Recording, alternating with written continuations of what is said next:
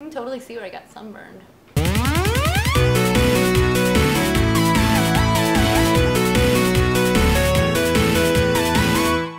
Hey everyone, welcome to another edition of Ask Meg. It's been a while, hasn't it? And to make up for my laziness and also like weird scheduling stuff that happens, something always happens with this video for some reason, I'll be answering 10 questions today, which is more than I normally do, if that sounds like not a lot to you. Who's ready? At James T. Dunnigan says, do you cook? So many people these days just don't. I do! I've been trying to cook more since I've been fun employed, as I've been calling it. It's not my term. A lot of people use that term, so I'm gonna try and say that's my term. Anyway, no, I've been trying to more and more. I've actually gotten into these one-pot pastas. You put everything in the same pot. Everybody had little snarky replies when I said something about a one-pot pasta before, like, oh, you only use one pot to boil pasta. Of course, you do. But this is like you put all the ingredients into the same pot and the dried pasta, and you just make it. It's awesome. And I just did one this weekend, and the recipe is on my Twitter. It was so freaking good. I've eaten all the leftovers, which I'm the worst about eating leftovers. And for this, I was just shoveling. I couldn't wait to eat more. Neither could Penny. That's what she's all dancing over there about.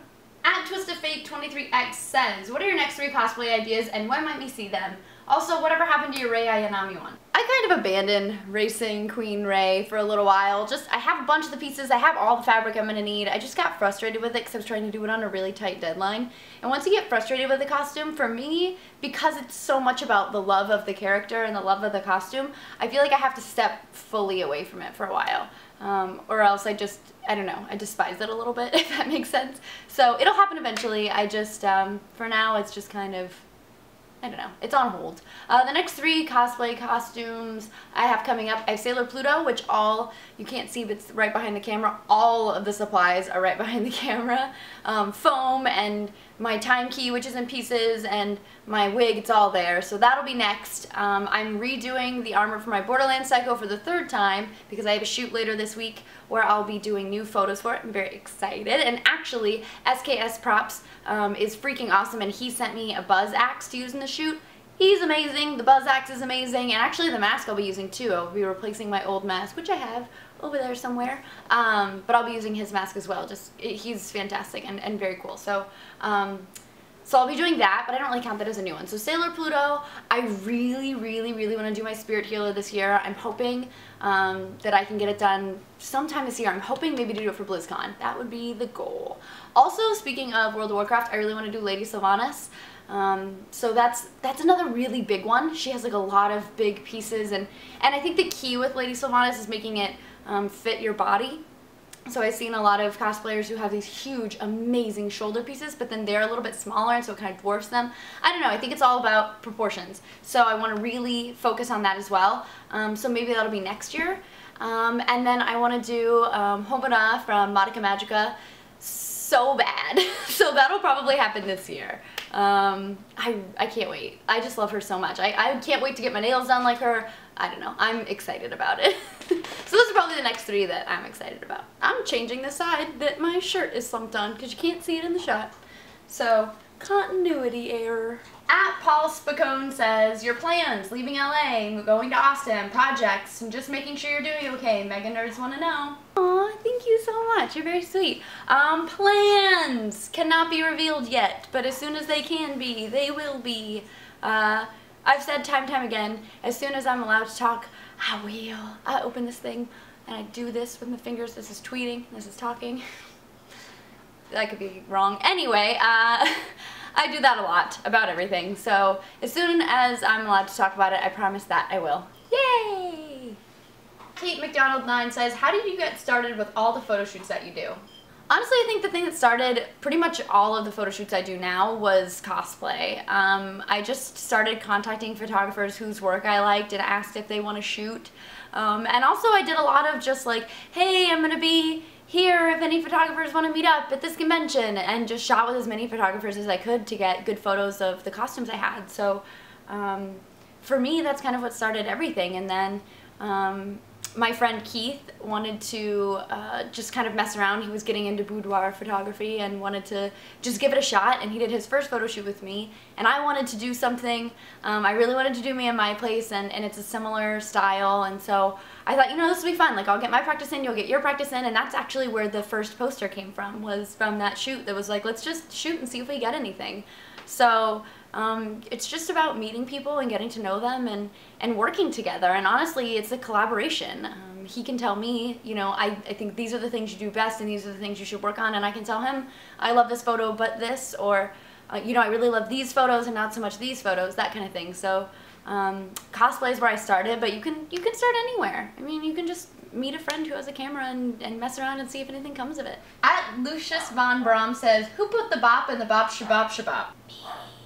At JT Single says, is there any sort of alternate career you've always wanted to try? I actually got a degree in history so that I could teach someday. I'm one of those people who I get really excited by paperwork. Like, I love grading papers. I was a teacher's assistant in high school. I was an assistant for an English class, and oh my gosh, I would get so excited. Multiple choice, anything that's not like a Scantron, obviously. I love grading that shit.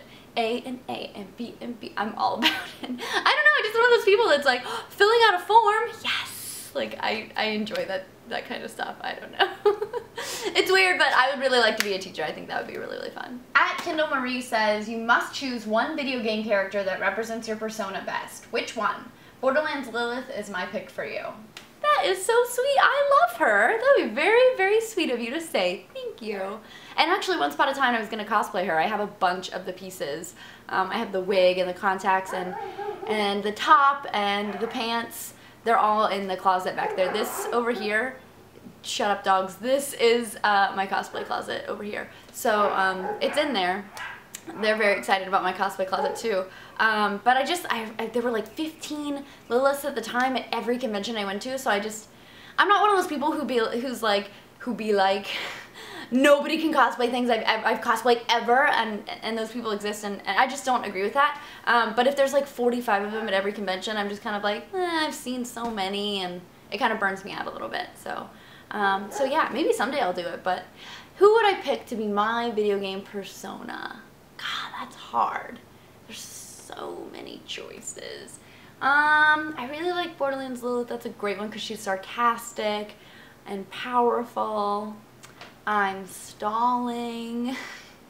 Shit, this is really hard.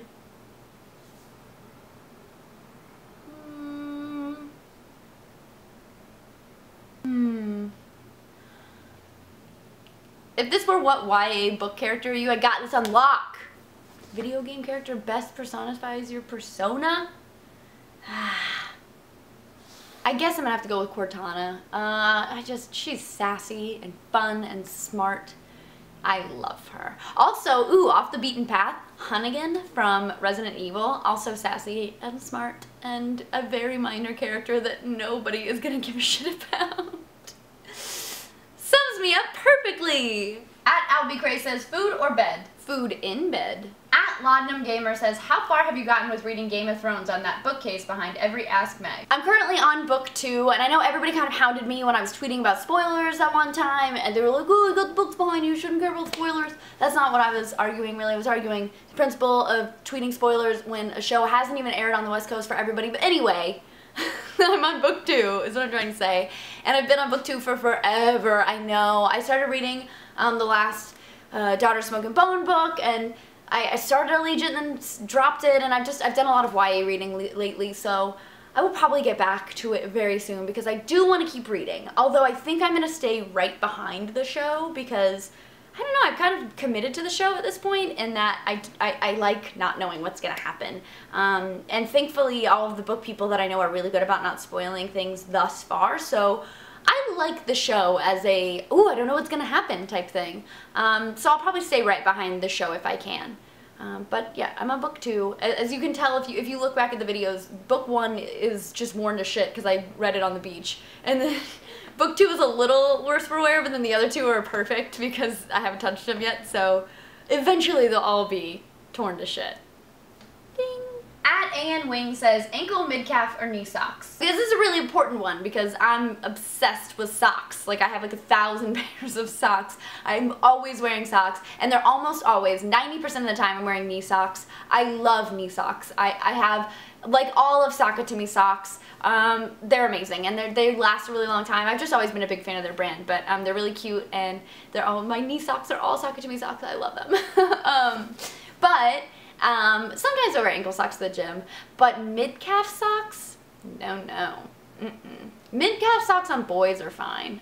I think a lot of guys wear mid-calf socks, but for me, they just feel like, I don't know, it feels like my knee socks fell down and they need to be pulled up. Like, the ankle feels like this is hard to explain, but it feels like an even point in my body, and my knee feels like an even point in my body, and mid-calf feels like an odd point. Does that make sense at all? That makes sense to nobody else but myself. But yeah, knee socks are the best.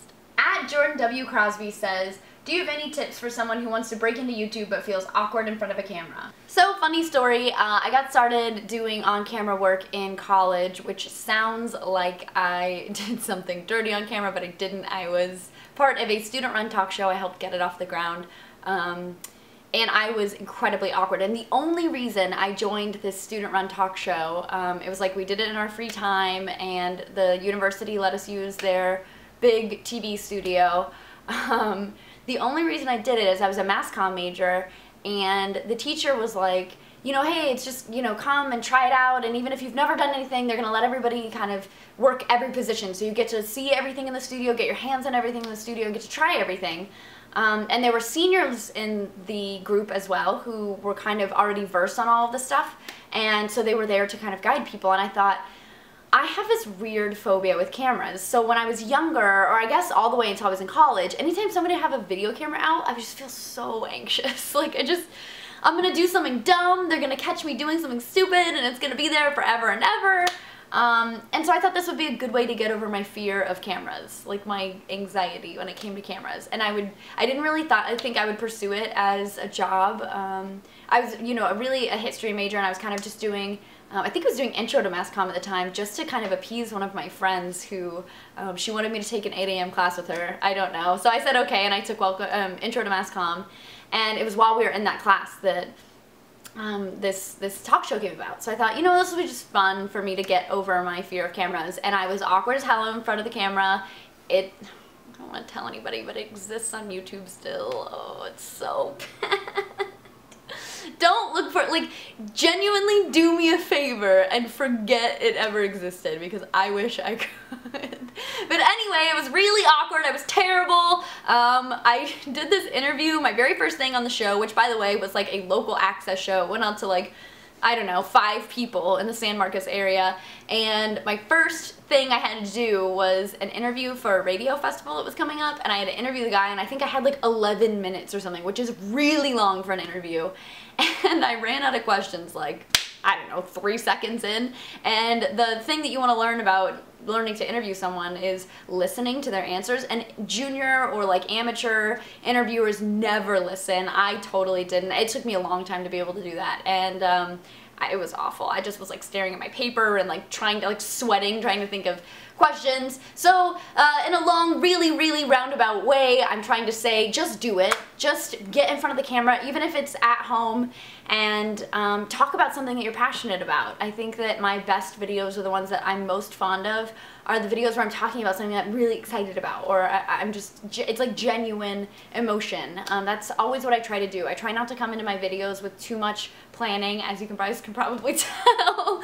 I don't try to overproduce it or make it crazy. I try to keep most of my fuck-ups. Sometimes I start over on a question or whatever, but I do try and keep it as genuine as possible, and I think that part of being a successful host is being yourself. A lot of people want to be perfect and want to get everything right and don't want to stumble and don't want to say ums and ahs and everything else, and they'll tell you all those things in school and in class, but not everybody wants to sound like an E-reporter, and that's not what YouTube really is for. TV is for that, and YouTube is for relating to people, in my opinion. I am still not a YouTube expert by any means, but that's just what I see YouTube for mostly, is, I mean, I think on the personal channel side, obviously I think there are channels out there that provide a service like SourceFed, for instance. You know, like, that's not necessarily just like staring and spilling your feelings. It's providing a service. But on the personal channel side of things, I think that just being you and being in your bedroom and being comfortable with just speaking like this is a person here, just doing it over and over and over again, and knowing that even people you think are good at it, if you even remotely think I'm good at it, started out being really, really, really awkward, just cringeworthy to the nth degree. It's nth degree, and I don't know why I said nth degree, but I did, and I'm gonna keep it in the spirit of this answer that's really long, I realize.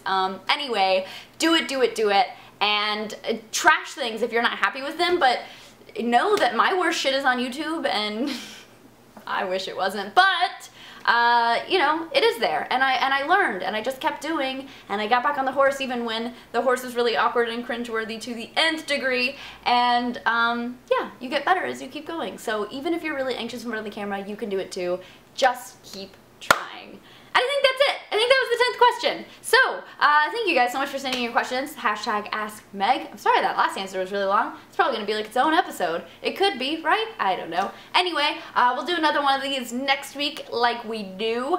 We'll do something else this week. Let me know what you want to see. I haven't done a time-lapse in a while, but I don't know what I would time-lapse. I don't know. Think of something. Leave it in the comments down below. Don't forget to like, subscribe. That helps me out, and I will see you guys next time. Heart you!